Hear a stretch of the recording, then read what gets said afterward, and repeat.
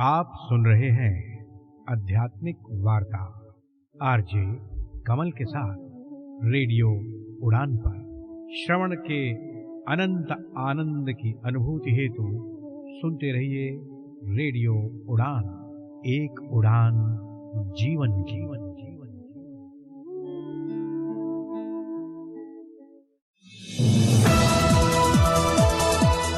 इस कार्यक्रम में भाग लेने वाले प्रतिभागियों के द्वारा दी जाने वाली जानकारी अथवा की जाने वाली चर्चा वास्तविक और काल्पनिक दोनों ही हो सकती हैं। चर्चा के दौरान किसी व्यक्ति के द्वारा दिए गए कथन एवं तथ्य के लिए कार्यक्रम के प्रस्तोता, प्रस्तुतकर्ता अथवा रेडियो स्टेशन प्रत्यक्ष या अप्रत्यक्ष रूप से जिम्मेवार नहीं है।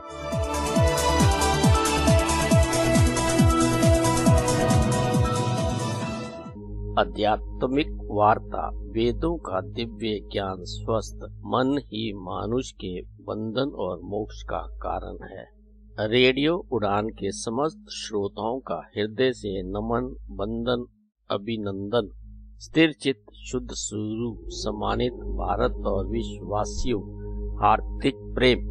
आज की इस भागती दौड़ती जिंदगी में सुकून के कुछ पल के लिए रेडियो उड़ान एक उड़ान जीवन के माध्यम से प्रस्तुत आध्यात्मिक वार्ता के इस मंच पर एक बार फिर आपसे किए हुए वादे के मुताबिक आपके समक्ष उपस्थित हुआ है आपका अपना हम सफर।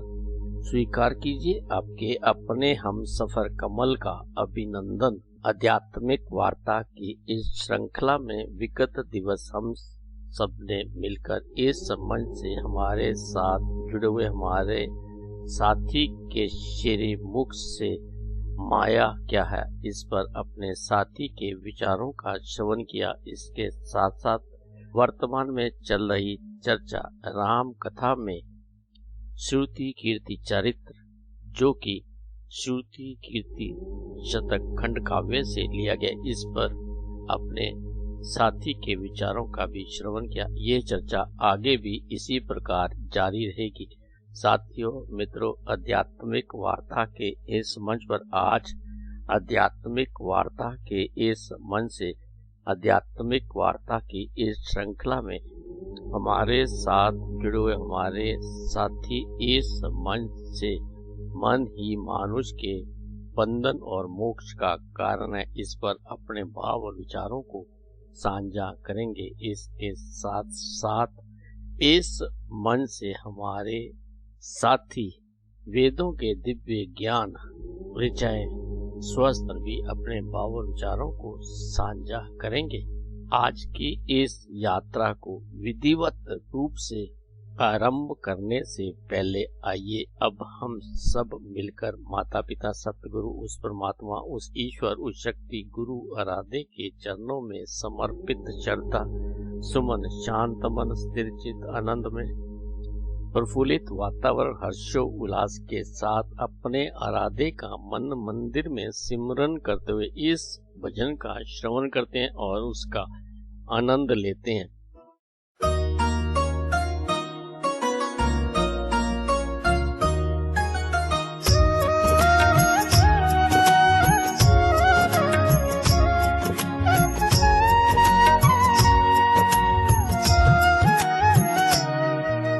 हम सब प्रभु के प्रभु जी मेरे, हम सब प्रभु के प्रभु जी मेरे, प्रभु का वंदन साँझ सवेरे। हम सब प्रभु के प्रभु जी मेरे, हम सब प्रभु के प्रभु जी मेरे, प्रभु का वंदन साँझ सवेरे। सब प्रभु के प्रभु जी मेरे।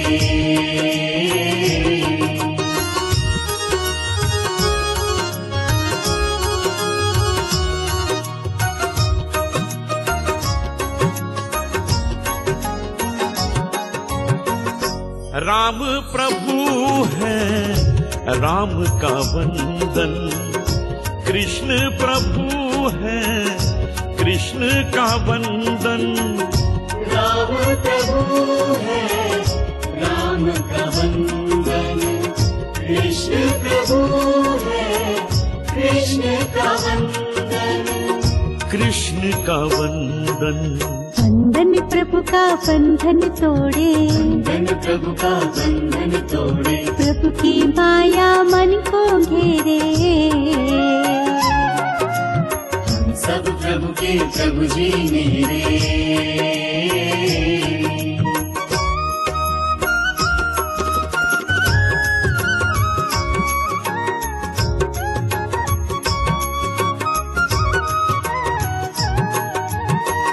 मंदिर में प्रभु की मूरत है, राम कृष्ण सुंदर सूरत है।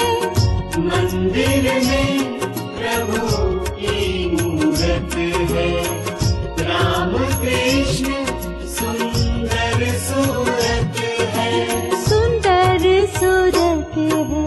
मोहिनी छविये मन को भाए, इन छविये मन को भाए, पावन पावन प्रेम घनेरे। हम सब प्रभु के प्रभु जी मेरे।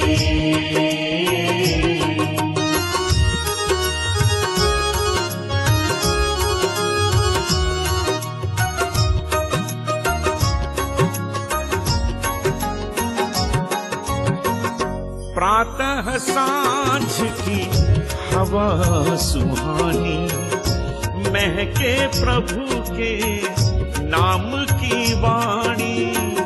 प्रातः सांझ की हवा सुहानी, महके प्रभु के नाम की वाणी, नाम की वाणी। अर्चन वंदन मस्तक चंदन, अर्चन वंदन मस्तक चंदन, दूर करे सब घने अंधेरे। हम सब प्रभु के प्रभु जी मेरे।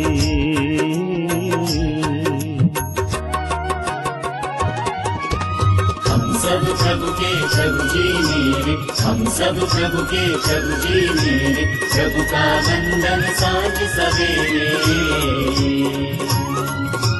हम सब प्रभु के प्रभु जी मेरे, हम सब प्रभु के प्रभु जी मेरे।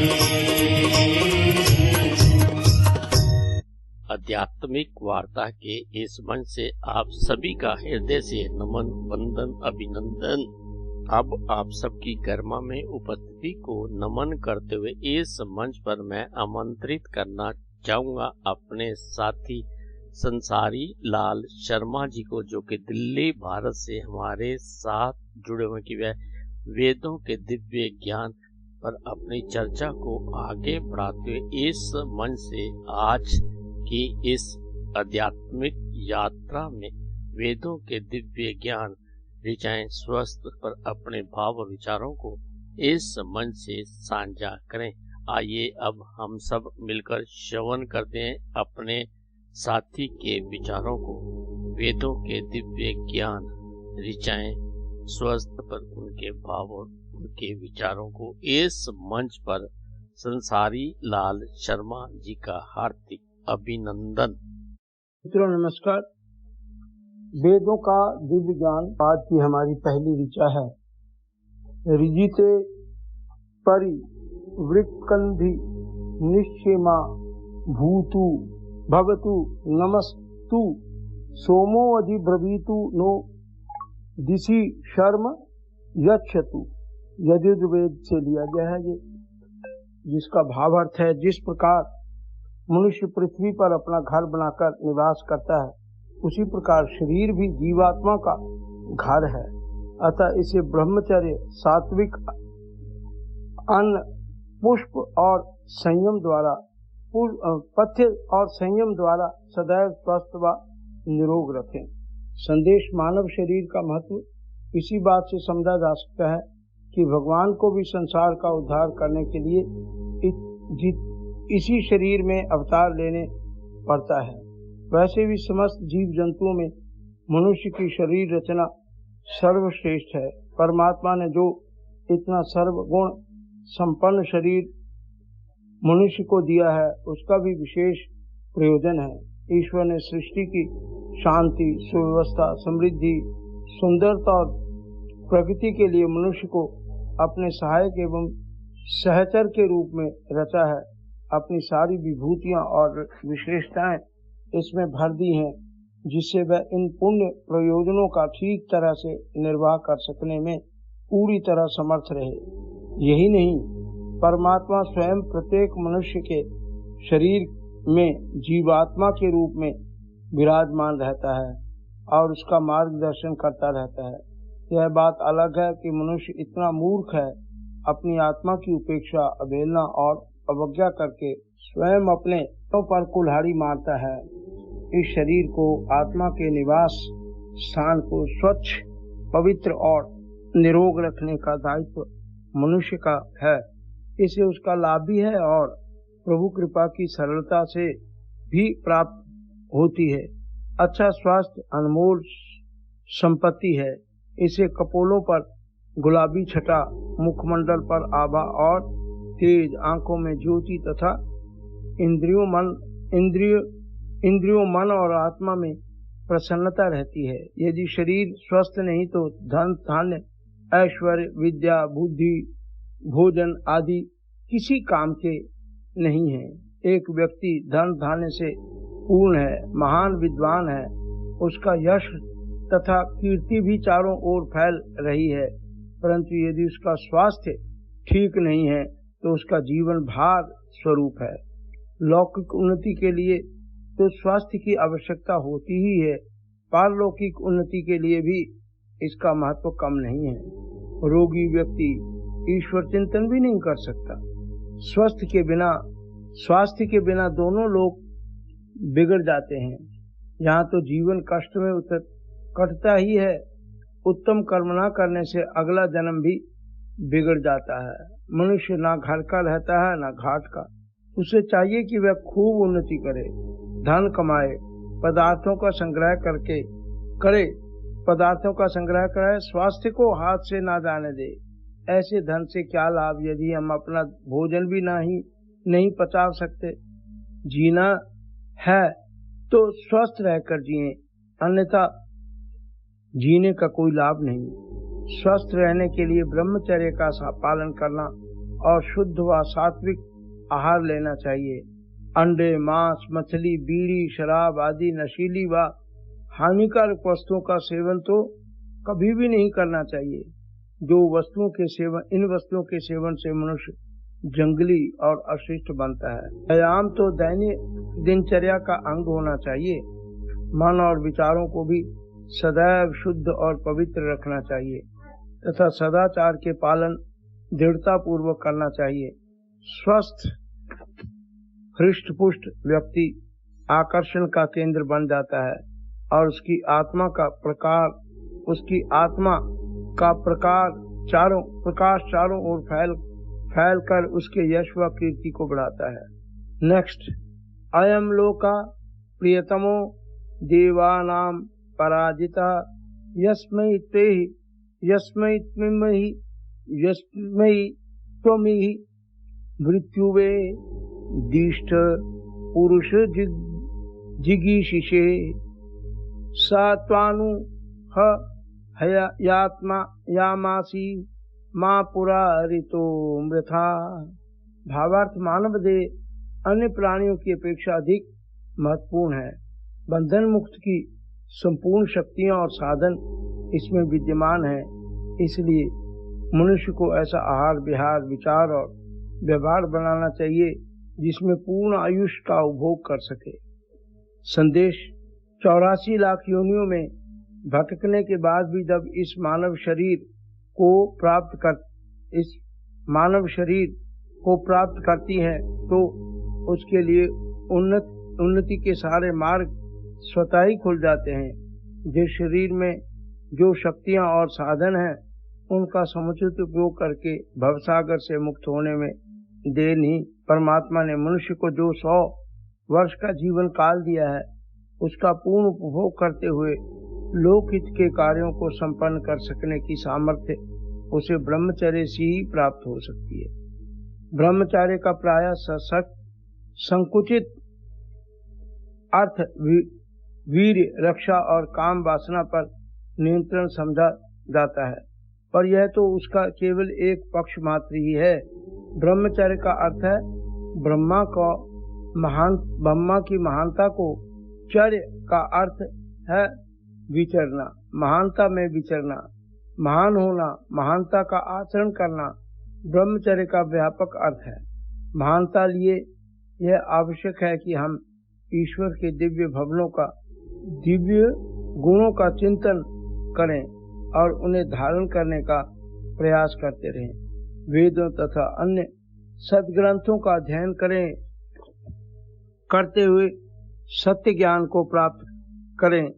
अपनी मेधा बुद्धि को विकसित करके उचित अनुचित नीति अनीति का निर्माण करने का विवेक जागृत करें। पर यह सब तभी संभव है जब वीर रक्षा के द्वारा उत्तम स्वास्थ्य सुनिश्चित कर लिया जाए। जो ब्रह्मचर्य का पालन करता है उसमें दैवी तेज भरा रहता है, नेत्र ज्योति तीक्ष्ण हो जाती है, हाथ गुलाबी हो जाते हैं और चेहरा ओजस तेजस की आभा से दीप्यमान रहता है। हृष्ट पुष्ट शरीर, प्रसन्नता, दृढ़ता, साहस और धैर्य इसी से प्राप्त होता है। ब्रह्मचर्य के द्वारा हम अपनी शक्तियों को बिखरने से बचाकर एकत्रित कर सकते हैं और जीवन को महानता के मार्ग पर ले चलने में उसका सदुपयोग कर सकते हैं। मनुष्य को अपनी उन्नति के लिए ब्रह्मचर्य पालन करना चाहिए, पर यदि इसके व्यापक अर्थ को देखें तो समाज को भी ब्रह्मचर्य की आवश्यकता है। आज सारा समाज अशक्त, विशृंखलित और संकुचित हो रहा है। चारों ओर स्वार्थपरता, असमर्थता, अश्लीलता, व्याकुलता, भय, क्षय के ही लक्षण दिखाई पड़ते हैं। इसका कारण है कि व्यक्ति की तरह समाज में भी ब्रह्मचर्य का लोप हो रहा है, जिससे उसकी शक्तियां क्षीण होकर इधर उधर बिखर रही हैं। देवासुर संग्राम में जब देवत्व होकर इधर उधर बिखर रही हैं, देवासुर संग्राम में जब देवत्व की पराजय होने लगी थी, तब परमात्मा ने सभी बिखरी हुई शक्तियों को एकत्रित करके एक प्रचंड शक्ति को प्रकट किया था, जिसका नाम था दुर्गा। आज भी जहाँ व्यक्ति के लिए ब्रह्मचर्य के द्वारा अपनी बिखरी हुई शक्तियों को संरहित करना आवश्यक है, वहीं समाज को भी ब्रह्मचर्य का पालन करते हुए एकाग्रता, सद्भावना और सद्गुणों की शक्ति को एकत्रित करना है। शरीर, मन, आत्मा और समाज और राष्ट्र सभी को ब्रह्मचर्य का पालन करना चाहिए। नेक्स्ट, ब्रह्मचार्येण तपसा देवा मृत्युर्मपाध्यन् इंद्रियोः ब्रह्मचर्येण देवेभ्य स्वराभरत अथर्वेद।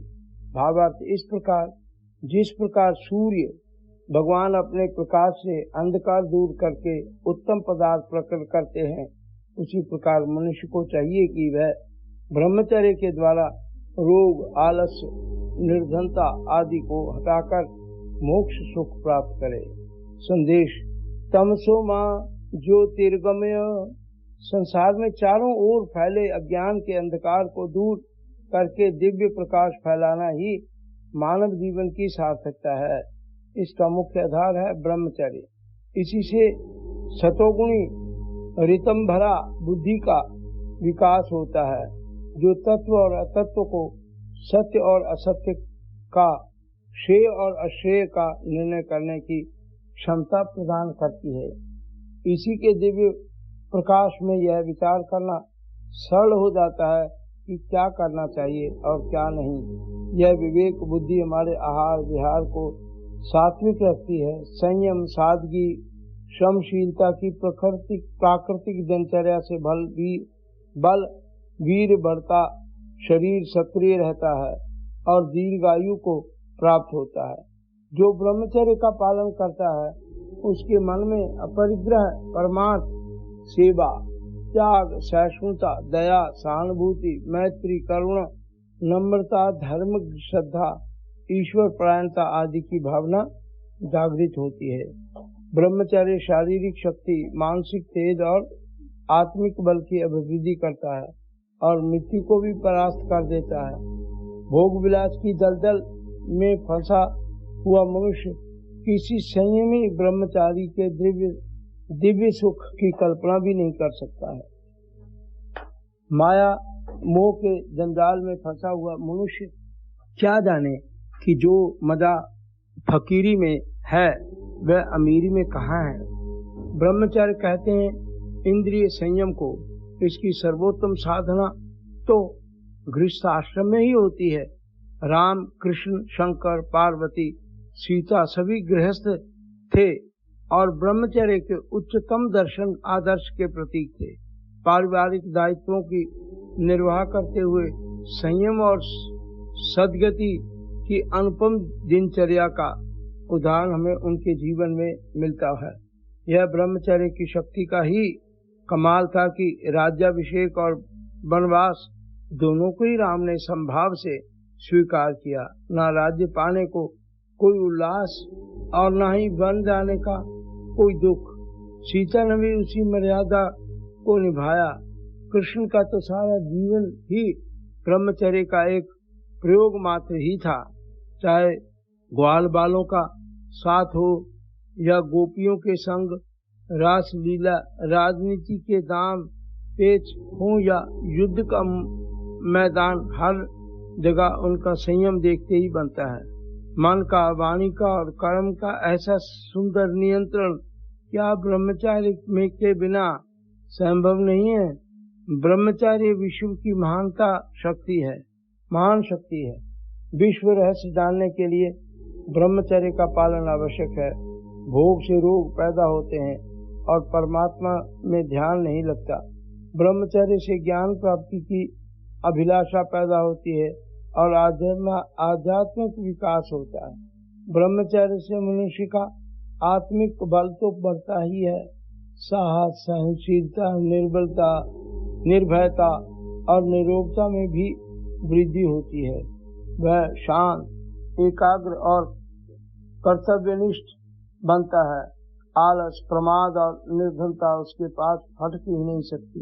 वह सदैव पुरुषार्थ में संलग्न रहता है और अपना तथा समाज का हित साधन करता है। इसी से मानव शरीर की पार्थकता है। सहयव्यसाद भगवती ही भूया अधा वयम भगवन्तः चाम अद्य तृष्णम गृह्णये विश्वदानी शुद्ध मुदकमाचरंता माँ कराचरंती। अथर्वे भावार्थ। जिस प्रकार गायें घास खाकर और स्वच्छ जल पीकर संसार को दूध आदि के उत्तम पदार्थ देती हैं, हे मनुष्यों, उसी प्रकार तुम भी सात्विक आहार ग्रहण कर सदैव संसार का उपभोग करो। संदेश। भारतीय परम ग्रंथों ने गाय को सबसे पवित्र एवं पूज्य माना है और उसे गौ माता के श्रेष्ठ आसन पर प्रतिष्ठित किया है। गौ रक्षा, गौ पालक कर गौ पूजा को सर्वाधिक महत्व दिया है। मानव जाति को माँ के समान ही प्रेम, स्नेह और वात्सल्य भरे अनुदान गौ माता से ही मिलते हैं। मानवीय स्वास्थ्य से सुरक्षा के लिए गौ दुग्ध एक सर्वश्रेष्ठ पौष्टिक आहार है। जितने उपयोगी खनिज, लवण, रोग निरोधक, बलवर्धन जीवन तत्व गाय के दूध में है, उतने किसी में नहीं मिलेंगे। आयुर्वेद शास्त्र के अनुसार भी गाय का दूध शारीरिक, मानसिक व आध्यात्मिक सभी दृष्टि से सर्वोत्तम है। यह सद्गुण पेय है और इसके उपयोग से मनुष्य में आध्यात्मिक सद्गुणों की वृद्धि होती है। घी दूध ही नहीं, गाय हमें गोबर व गौमूत्र भी प्रदान करती है, जो रोग कीटाणुओं का नाश करने में और कृषि कार्य में अत्यंत उपयोगी हुए हैं।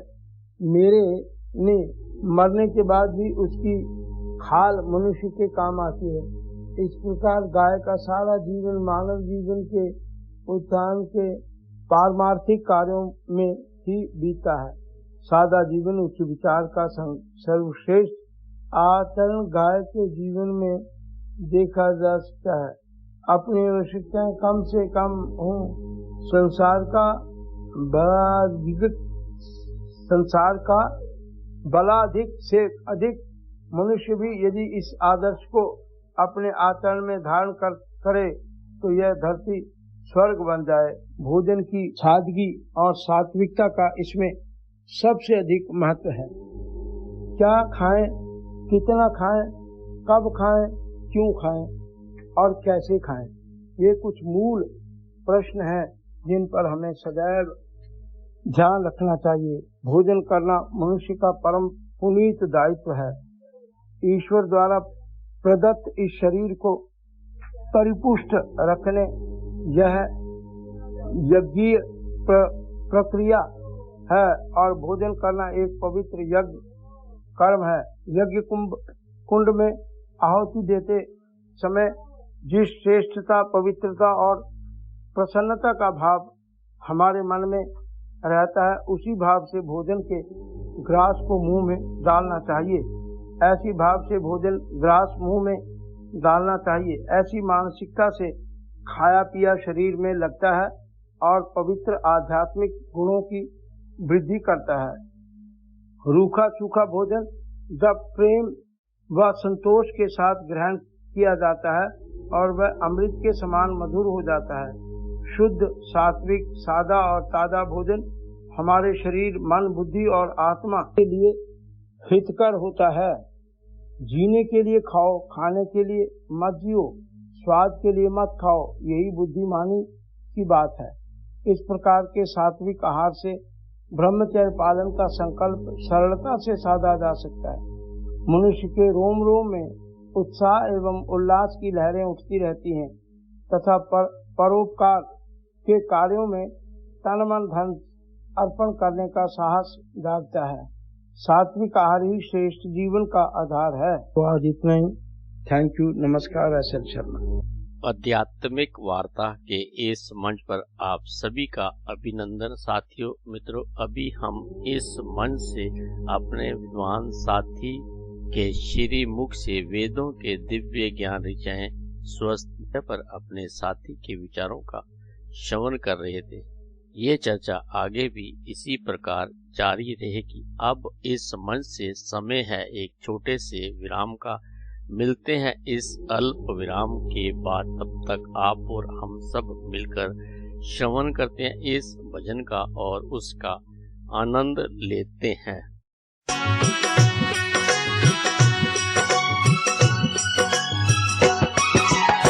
नहीं चाहिए दिल दुखाना किसी का, नहीं चाहिए दिल दुखाना किसी का।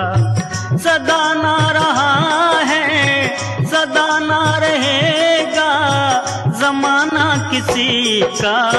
नहीं चाहिए दिल दुखाना किसी का।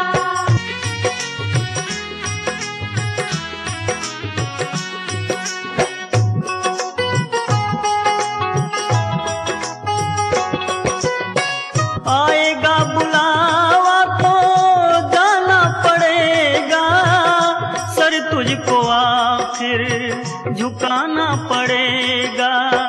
वहाँ ना चलेगा, वहाँ ना चलेगा बहाना किसी का। नहीं चाहिए दिल दुखाना किसी का।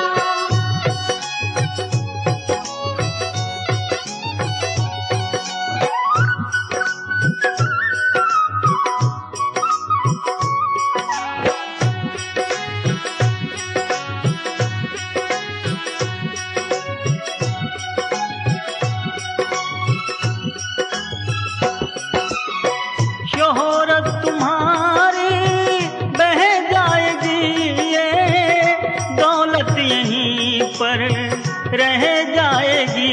ये नहीं साथ जाता, नहीं साथ जाता खजाना किसी का। नहीं चाहिए दिल दुखाना किसी का।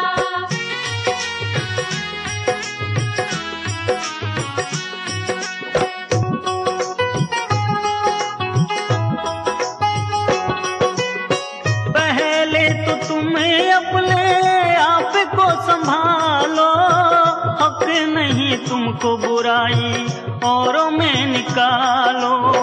बुरा है बुरा जग में, बुरा है बुरा जग में, बताना किसी का। नहीं चाहिए दिल दुखाना किसी का।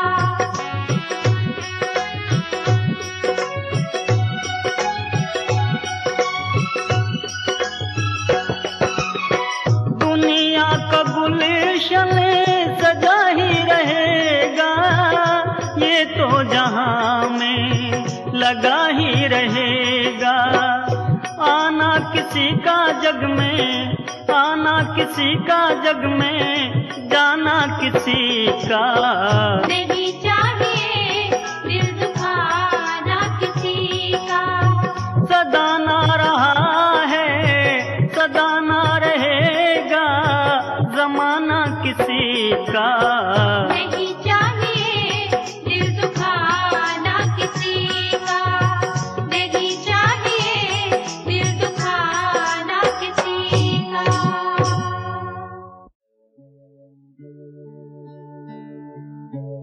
आप सुन रहे हैं आध्यात्मिक वार्ता आरजे कमल के साथ रेडियो उड़ान पर। श्रवण के अनंत आनंद की अनुभूति हेतु सुनते रहिए रेडियो उड़ान। एक उड़ान जीवन की।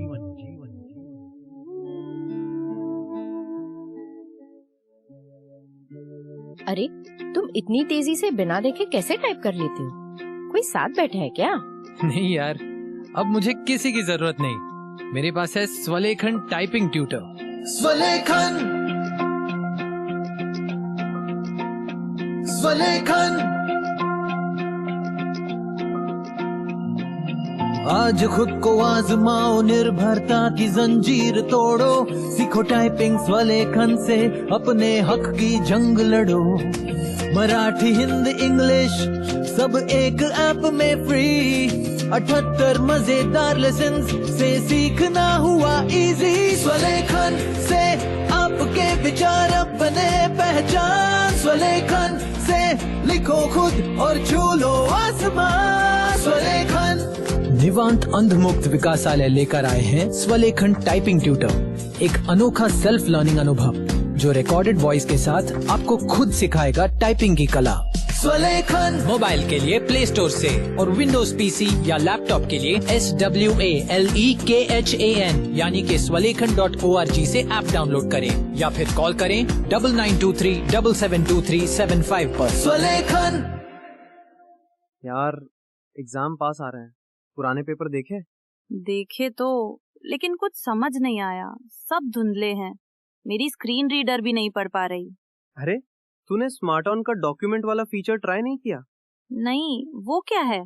स्मार्ट ऑन एक ऐप है, बस अपना पेपर स्मार्ट ऑन के डॉक्यूमेंट फीचर में खोलो और वो सब साफ साफ पढ़कर सुनाता है। सच में? मतलब अब मैं खुद सुनकर पढ़ सकती हूँ? हाँ, ये हमारी तरह के लोगों के लिए ही बना है जो अच्छे से देख नहीं सकते। अब पढ़ाई आसान है। स्मार्ट ऑन, ये पढ़ता है, आप सीखते हैं। तो आज ही डाउनलोड करो smart on Google play store से। कब तक रुकेंगे, कब तक डरेंगे? जो विजुअली इम्पेयर्ड हैं, उनके लिए भी सफर मुमकिन है। सपने रुकने के लिए नहीं होते, रास्ते सबके लिए होते हैं। राइजिंग स्टार खिलते चेहरे के साथ बोलो, yes I can travel. Rising star खिलते चेहरे के साथ आप अकेले नहीं चलेंगे। Accessible journeys, real freedom to explore. जानकारी के लिए कॉल करें 8527044355। शुक्ला जी। हाँ जी, बंद है। सुनो शुक्ला जी, अरे कल अनाज बैंक बंद है। बैंक जब से ये दुकान खोली है मैंने, तब से बैंक का ही तो काम कर रहा हूँ। अरे डिपॉजिट करो तो फॉर्म भरो, विड्रॉल करो तो फॉर्म भरो, और ऊपर से उसके लिए एक्स्ट्रा चार्जेस भी दो। QR, card payment, bank transfer, सबका हिसाब किताब तो मुझे को रखना पड़ता है ना। तो मैं तो बन गया ना चपरासी। Not banking with AU।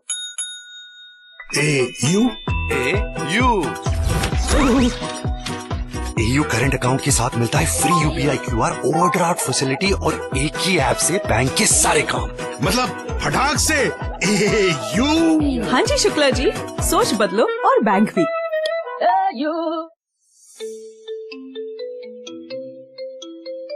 Web accessibility testing हमेशा से एक चुनौती रही है, लेकिन इस चुनौती का अब समाधान उपलब्ध है। बैरियर ब्रेक का LE इंस्पेक्ट ब्राउजर एक्सटेंशन। फिर चाहे आप कोड की लाइन ढूंढने में स्ट्रगल कर रहे हों, स्क्रीनशॉट्स ले लेकर थक गए हों, या फिर बुकमार्कलेट्स में उलझे हों, इन सभी समस्याओं का एक ही समाधान, बैरियर ब्रेक का LE इंस्पेक्ट ब्राउजर एक्सटेंशन, जो समस्याओं का समाधान करता है, गलतियों की तलाश करता है और वेब एक्सेसिबिलिटी टेस्टिंग को बनाता है और भी आसान।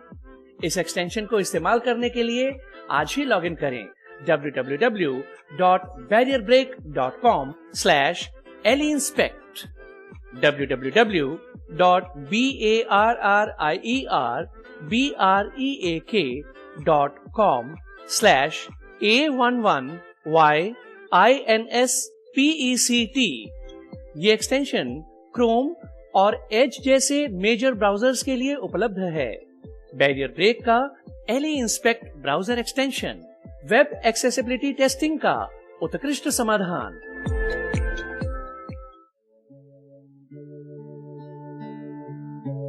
आप सुन रहे हैं आध्यात्मिक वार्ता आरजे कमल के साथ रेडियो उड़ान पर। श्रवण के अनंत आनंद की अनुभूति हेतु सुनते रहिए रेडियो उड़ान।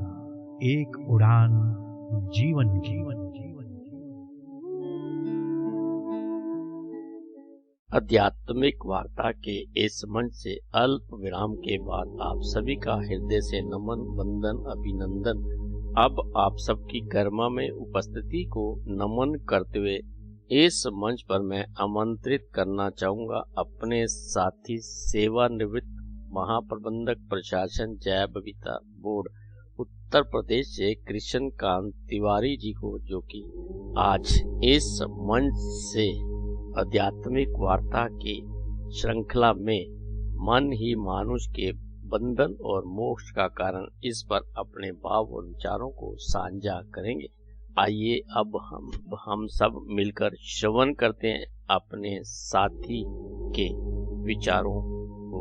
मन ही मानुष के बंधन और मोक्ष का कारण है। इस मंच पर अपने साथी कृष्णकांत तिवारी जी का हार्दिक अभिनंदन। परम पूज्य प्रातः स्मरणीय परम वंदनीय सद्गुरुदेव को समर्पित श्रद्धासुमन। माँ सरस्वती को हृदय तल से नमन करते हुए सत्संग के इस पावन मंच को हृदय तल से प्रणाम। साथ ही अब सभी की गरिमामयी उपस्थिति को नमन करते हुए भगवत चर्चा के श्रृंखला में आज हम मन ही मनुष्य के बंधन और मोक्ष का कारण है। मन ही मनुष्य के बंधन और मोक्ष का कारण है विषय को समझने का प्रयास करते हैं। पिछले सत्र में हम सब ने बड़े भाग्य मानुस्तन पावा, बड़े भाग्य मानुस्तन पावा।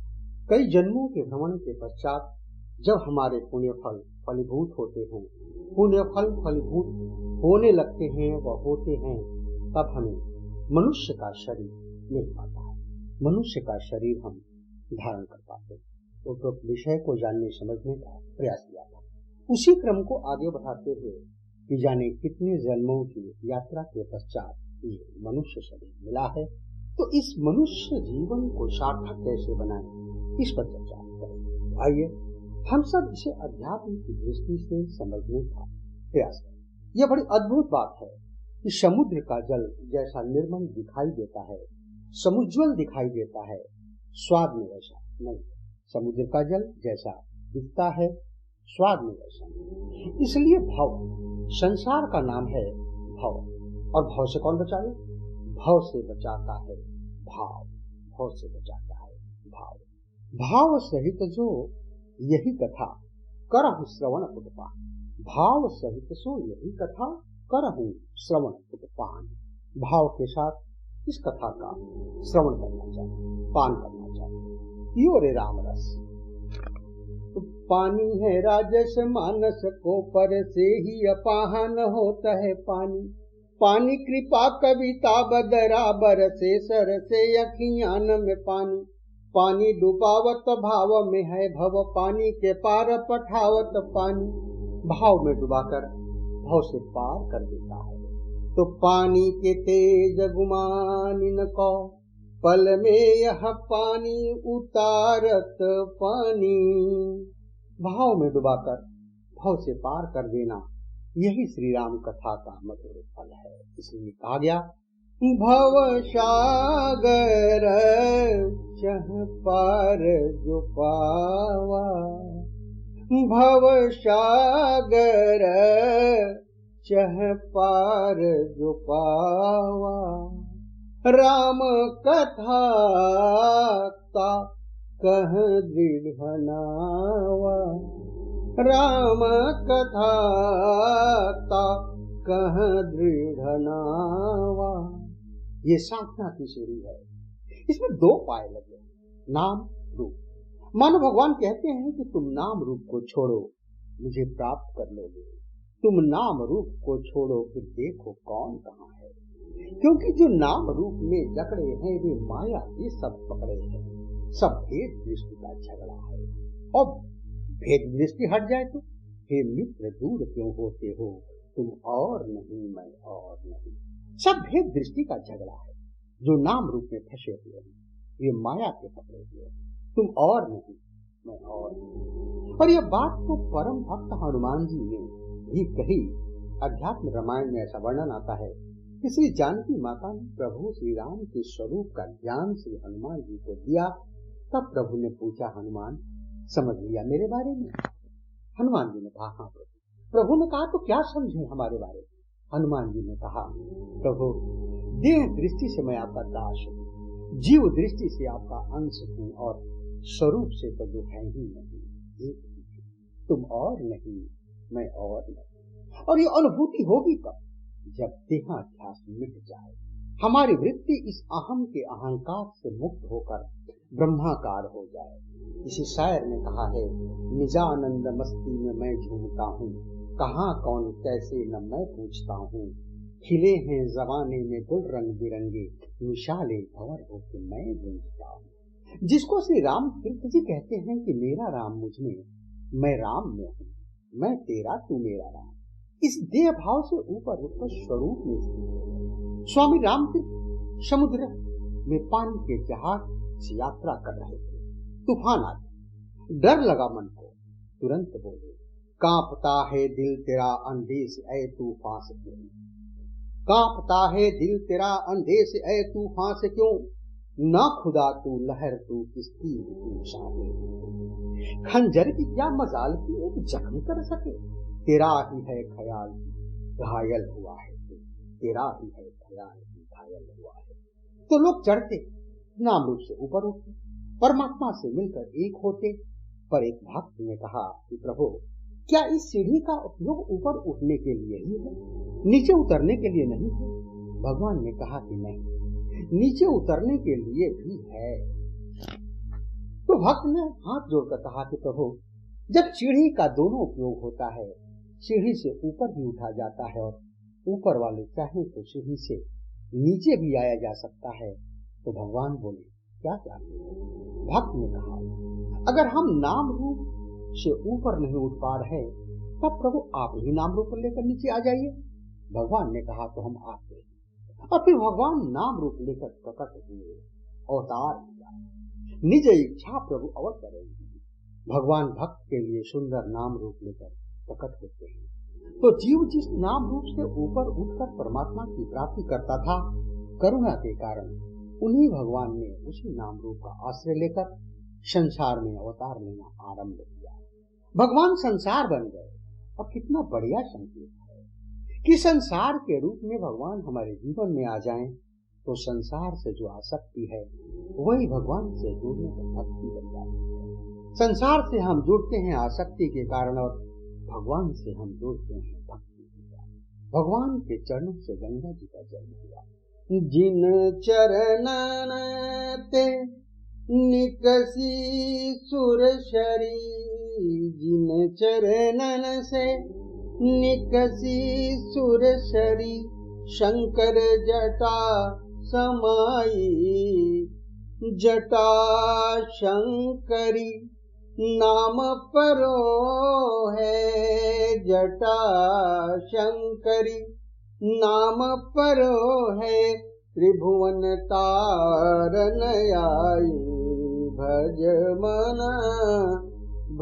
मन राम चरण सुखदाई, राम चरण सुखदाई, भज मन राम चरण सुखदाई। जिन चरणन ते निकसी सुरसरी, शंकर जटा समाई, जटा शंकरी नाम परो है, त्रिभुवन तारन आई, भज मन राम चरण सुखदाई। देखिए, श्री गंगा जी की धारा भक्ति धारा है और यह भक्ति की धारा बहती कहाँ से? हम सभी लोग जानते हैं कि यह धारा हरिद्वार से निकली है। तो बही कैसे गंगा लहर धीरे धीरे, बही कैसे गंगा लहर धीरे धीरे, हरिद्वार में कैसी शोभा से माता, हरिद्वार में कैसी शोभा से माता, पहाड़ों से आई उतर धीरे धीरे, पहाड़ों से आई उतर धीरे धीरे, बही कैसे गंगा लहर धीरे धीरे। अब आप विचार करें, गंगा जी का संबंध है हरिद्वार से और गंगा जी का जन्म हुआ है भगवान के चरणों से। तो भक्ति की धारा वह जो भगवान के चरणों से प्रकट हो और हरि के द्वार को छूकर जाए। जो हरि के द्वार से जुड़ी हो वो भक्ति की धारा है और जो घर द्वार से जुड़ी हो वह आसक्ति की धारा है। धाराएं दोनों ही एक व्यक्ति को बंधन से जोड़ती है और व्यक्ति को बंधन से जोड़ती है, बंधन से। तो संसार सागर में जो फंसे हुए हैं और पार जाना चाहते हैं उनके लिए श्री राम कथा दृढ़ नौका है। अच्छा, नौका की एक विशेषता है, यह पानी में तो रहती है पर पानी इसके भीतर नहीं रहता, और पानी अगर इसके भीतर रहे तो नौका पानी से पार नहीं जा सकती, पानी में ही डूबेगी और डुबाएगी। तो भगवान श्री राम की कथा ऐसी नौका है जो जगत के जल में तो रहती है पर जगत का जल उसमें नहीं रहता है।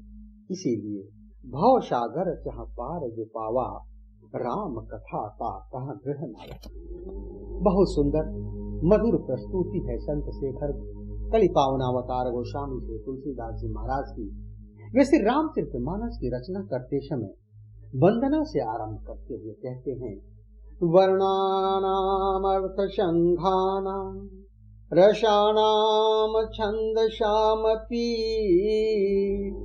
मंगलानाम च कर्तारा वंदे वाणी विनायक।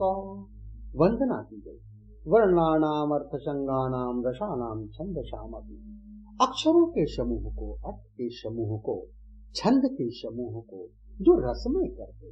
पर यहाँ बड़ी अद्भुत बात है, श्री गणेश जी प्रथम पूज्य हैं पर यहाँ गणेश जी का प्रथम पूज्य भाव से उल्लेख नहीं है। वंदे वाणी विनायक, बड़ा अद्भुत ग्रंथ है। वाणी की अद्भुत महिमा है। वाणी की वंदना पहले, फिर विनायक की वंदना। वंदे वाणी विनायक, या गणेश जी की वंदना पहले ना करके सरस्वती माता की वंदना पहले। क्यों? श्री तुलसीदास जी कहते हैं कि सरस्वती माता की वंदना पहले। क्यों? अरे सरस्वती माता की कृपा से ही तो यह बात समझ में आती है कि गणेश जी प्रथम पूज्य हैं। जब यह समझ ही नहीं होगी तो हम प्रथम पूज्य मानेंगे कैसे? इसीलिए वीणावादिनी वरदे वीणावादिनी वीणावादिनी वरदे वीणावादिनी प्रिय स्वतंत्र रव अमृत मंत्र नव भारत में भर दे। प्रिय स्वतंत्र रव अमृत मंत्र नव भारत में भर दे। वीणावादिनी वीणावादिनी वीणावादिनी भर दे वीणावादिनी। वीणावादिनी सरस्वती माता की वंदना और तब श्री गणेश जी की वंदना। वंदे वाणी विनायक गणेश जी की वंदना। गाइए गणपति जगवंदन गाइए गणपति जगवंदन शंकर सुवन भवानी के नंदन गाइए गणपति जगवंदन। गणेश जी की वंदना। उसके बाद जब वाणी माता की वंदना हुई, विनायक जी की वंदना हुई। वंदे बोधमयम नित्यम बोध विग्रह गुरुदेव के स्वरूप में शंकर भगवान की वंदना। और जब शंकर भगवान की वंदना हुई तो क्यों न थोड़ी चंद्रमा की भी चर्चा करनी जाए। चंद्रमा टेढ़ा है, चंद्रमा कलंकी है, चंद्रमा घटने बढ़ने वाला है। और मानस ने तो यहाँ तक कहा अवगुण बहुत चंद्रमा टेढ़ी, पर भगवान शंकर ने इसे टेढ़े चंद्रमा को भगवान शंकर ने इस टेढ़े चंद्रमा को अपने सिर पर रख लिया। अब शंकर भगवान को जो प्रणाम करता है तो चंद्रमा को प्रणाम हो ही जाता। किसी ने भगवान शंकर से कहा कि आप भी क्या टेढ़े से डरते हो, चंद्रमा से डरते हो? शिव जी बोले डरने की बात नहीं। कहा फिर क्यों सिर पर चढ़ा रखा? ये टेढ़े लोगों को सिर पर चढ़ाना अच्छी बात नहीं है।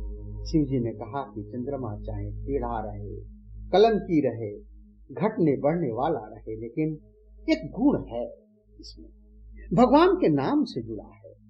कोई श्री राम जी का नाम ले तो बोलता है श्री रामचंद्र, और श्री कृष्ण जी का नाम ले तो बोलता है श्री कृष्णचंद्र। कहा ये चाहे कोई टेढ़ा रहे, कलंकी रहे, घटने बढ़ने वाला रहे, लेकिन अगर भगवान के नाम से जुड़ा है तो ऐसे को तो हम सिरोधार्य करते हैं, सिर पर स्वीकार करते हैं। यमाश्रितो हि वक्रोपि चंद्रः सर्वत्र वन्दते। यमाश्रितो हि वक्रोपि चंद्रः सर्वत्र वन्दते। जिनका आश्रय लेकर वक्र चंद्रमा भी सर्वत्र वंदनीय हो गया, ऐसे गुरुदेव स्वरूप श्री शंकर भगवान की मैं वंदना करता हूँ। तो हम सभी नित्य निरंतर भगवान को हृदय से स्मरण करें, हृदय में से स्मरण करते रहें। ये जो मानव धर्म है, इस मानव धर्म की स्थापना के लिए ही भगवान मानव रूप में प्रकट हुए और धर्म की स्थापना।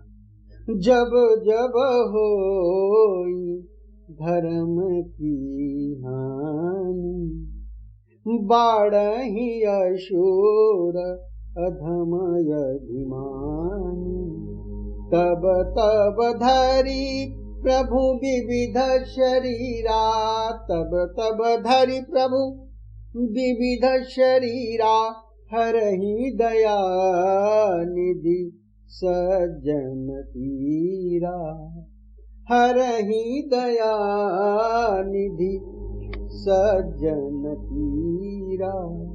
और तब तब भगवान विविध रूप धारण करके सज्जनों की पीड़ा का अपहरण करते हैं और इसे यश को गाकर भक्त भाव सागर से पार हो जाते हैं। कृपा समुद्र भगवान भक्तों के लिए ही अवतरित होते हैं।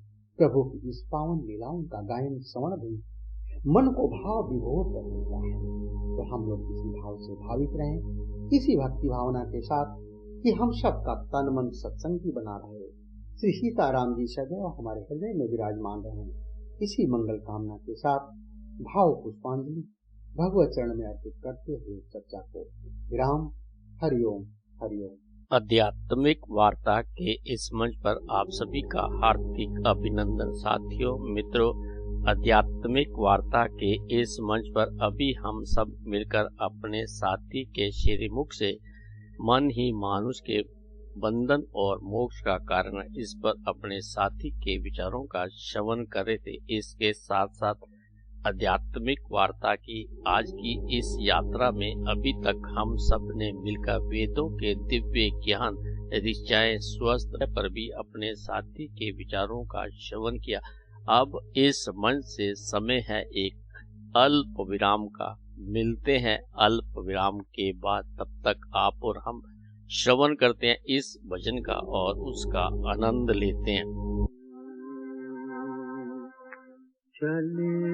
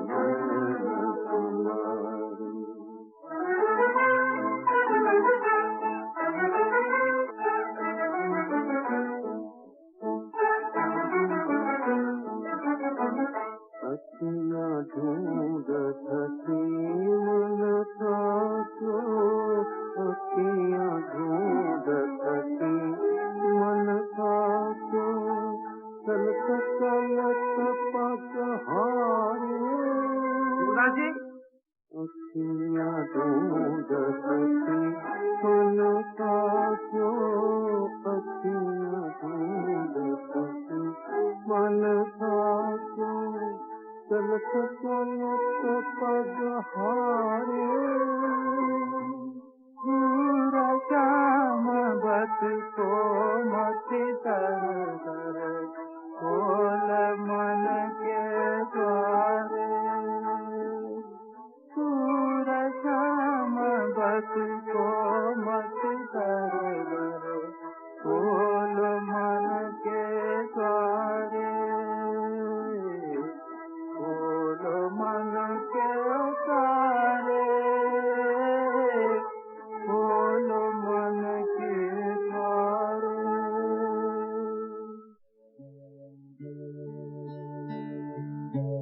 आप सुन रहे हैं आध्यात्मिक वार्ता आरजे कमल के साथ रेडियो उड़ान पर। श्रवण के अनंत आनंद की अनुभूति हेतु सुनते रहिए रेडियो उड़ान। एक उड़ान जीवन की।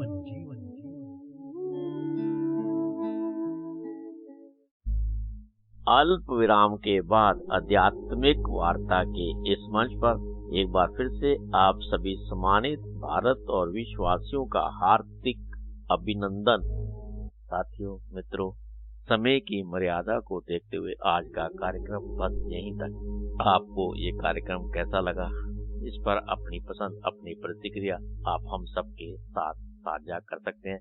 हमारी वेबसाइट www.radioudan.com के माध्यम से, हमारी मेल आईडी mail@radioudan.com के माध्यम से, और मेरी पर्सनल मेल आईडी KAIS170362@gmail.com के माध्यम से।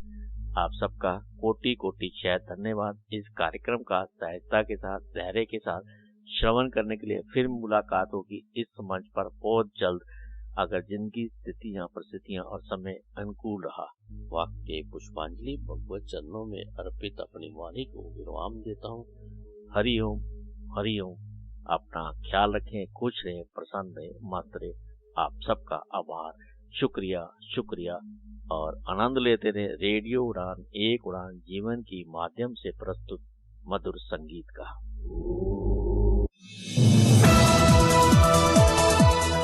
इस कार्यक्रम में भाग लेने वाले प्रतिभागियों के द्वारा दी जाने वाली जानकारी अथवा की जाने वाली चर्चा वास्तविक और काल्पनिक दोनों ही हो सकती हैं। चर्चा के दौरान किसी व्यक्ति के द्वारा दिए गए कथन एवं तथ्य के लिए कार्यक्रम के प्रस्तोता, प्रस्तुतकर्ता अथवा रेडियो स्टेशन प्रत्यक्ष या अप्रत्यक्ष रूप से जिम्मेवार नहीं है।